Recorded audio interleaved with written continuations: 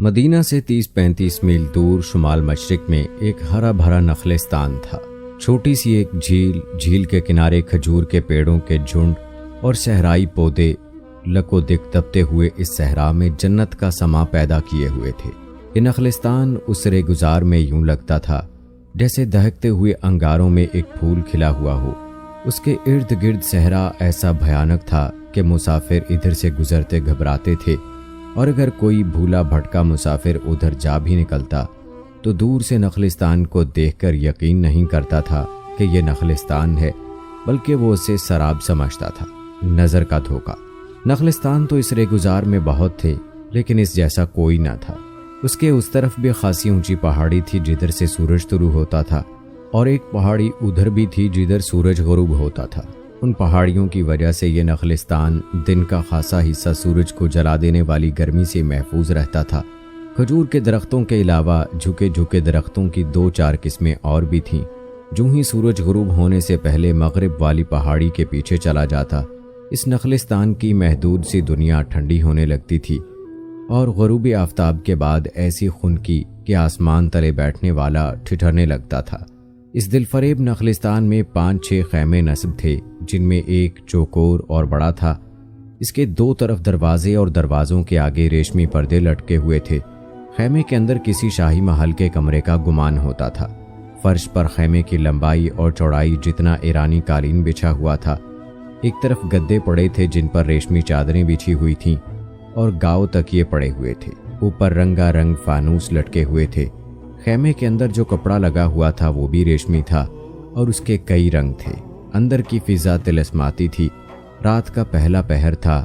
گدوں پر گاؤ تکیوں سے ٹیک لگائے 3 آدمی کچھ بیٹھے، کچھ نیم تراز سے تھے۔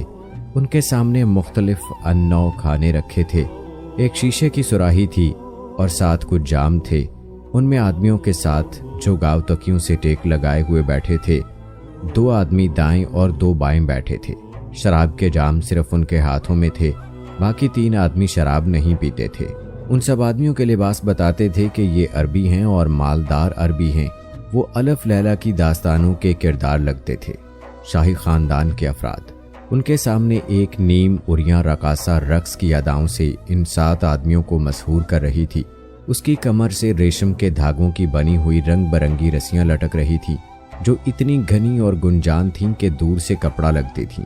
ان میں رقاصہ اریاں نہیں لگتی تھی، لیکن رقص کرتی اس کی ٹانگیں پاؤں سے کولہوں تک رسیوں سے باہر آ جاتی تھیں۔ رقاصہ کے کھلے ہوئے بال بھی جیسے ریشم کے انتہائی باریک تار تھے جو اس کے مرمری شانوں پر جھول رہے تھے۔ خیمے کے ایک کونے میں سازندے بیٹھے تھے، اور ان کے پاس رقاصہ کی عمر کی 2 لڑکیاں بیٹھی گا رہی تھیں۔ ایک ادھیڑ عمر عورت دف کی تھاپ پر تالی بجا رہی تھی۔ رقص اچھل کود نہیں تھا، نہ دف اور سازوں نے واویلا پاپا کر رکھا تھا۔ موسیقی مدھم اور خوابناک سی تھی، اور رقص ایسا جیسے رقاصہ پھندار ناگن کی مانند جھوم رہی ہو۔ اس کا تبسم سحر انگیز تھا، گیت رومانی تھا۔ اس کے الفاظ اور سر تال ایسی جیسے خیموں سے کچھ دور بیٹھے ہوئے اونٹوں اور بندھے ہوئے گھوڑوں پر بھی وجد طاری ہوا جا رہا ہو۔ رقص جاری رہا، شراب چلتی رہی۔ خیمے میں بیٹھے یہ 7 آدمی جھومتے اور خاموش اشاروں سے داد دیتے رہے، اور جب رقاصہ نے جھک کر ہاتھ ماتھے پر رکھا تو گاؤ تکیے کے ساتھ بیٹھے ایک آدمی نے ہاتھ سے اشارہ کیا کہ رقص کی محفل برخاست ہوتی ہے۔ رقاصہ یوں خیمے سے جھکی جھکی باہر نکلی کہ اس نے پیٹھ ان آدمیوں کی طرف نہ کی۔ گانے والیوں کا اور سازندوں کا انداز بھی یہی تھا۔ اب کام کی کچھ باتیں ہو جائیں۔ گاؤ تکیے کے ساتھ لگے درمیان والے آدمی نے گاؤ تکیے سے آگے ہو کر کہا، دن کو ہم کسی نتیجے پر نہیں پہنچ سکے تھے۔ ہم خوش تھے کہ محمد صلی اللہ علیہ وآلہ وسلم کے اس دنیا سے اٹھ جانے کے بعد مسلمان پھر قبیلوں میں بٹ کر بکھر جائیں گے، اور ہم انہیں ایک بار پھر ایک دوسرے کا دشمن بنا کر جاہلیت کے اسی دور میں پہنچا دیں گے جہاں سے انہیں ان کے رسول نے نکالا تھا۔ پھر ان کے خلاف ہر طرف بغاوت شروع ہو گئی تھی، جسے یہ لوگ ارتداد کہتے ہیں۔ ہم اس وقت اور زیادہ خوش ہوئے کہ اب اسلام ان باغیوں کے ہاتھ ہمیشہ کے لیے عرب کی ریت میں دفن ہو جائے گا۔ لیکن اس بوڑھے ابو بکر نے ایسا طوفان کھڑا کیا کہ مسلمہ کذاب اور مالک بن نویرہ جیسے طاقتور باغی ان چند ایک مسلمانوں سے شکست کھا گئے۔ ابو سلمہ، دوسرے آدمی نے کہا، اسلام کے یہ باغی اگر بغاوت سے پہلے متحد ہو جاتے تو کبھی شکست نہ کھاتے۔ نہیں ابن داؤد، ابو سلمہ نے کہا، وہ متحد ہوتے تو بھی شکست کھا جاتے۔ یہ کہو کہ مسلمانوں کے پاس خالد بن ولید رضی اللہ تعالیٰ عنہ اور ابو عبیدہ رضی اللہ تعالیٰ عنہ نہ ہوتے تو یہ باغی شاید کامیاب ہو جاتے۔ خدا یہودا کی قسم، اگر ہمارا منصوبہ ان لوگوں نے قبول کر لیا اور ہماری باتیں مان لی تو اسلام کا نام و نشان نہیں رہے گا۔ میں ایک بات کہوں ابو سلمہ، ایک اور آدمی بولا، تم کامیاب نہیں ہو سکتے، تم یہودی ہو اور تمہاری تاریخ میں صرف منصوبے ملتے ہیں، سازشوں کے منصوبے، قتل کرانے اور بھاگ نکلنے کے منصوبے۔ تمہیں میری بات سے رنج نہیں ہونا چاہیے، یہ نہ سمجھنا کہ میں نصرانی ہوں اس لیے یہودیوں کے خلاف بات کر رہا ہوں۔ تم کھل کر بات کرو اسحاق، ابو سلمہ نے کہا۔ ہم اس صورت میں ہی کامیاب ہو سکتے ہیں کہ ایک دوسرے کی خامیوں اور نقائص کی نشاندہی کریں۔